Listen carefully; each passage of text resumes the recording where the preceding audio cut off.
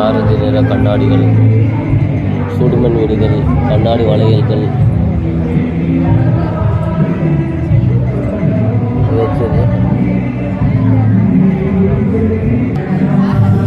அகழ்வாராய்ச்சியில் கிடைக்கப்பட்ட பிம்பங்கோட்டையில் அகழ்வாராய்ச்சியில் கிடைக்கப்பட்ட பொருள்கள்.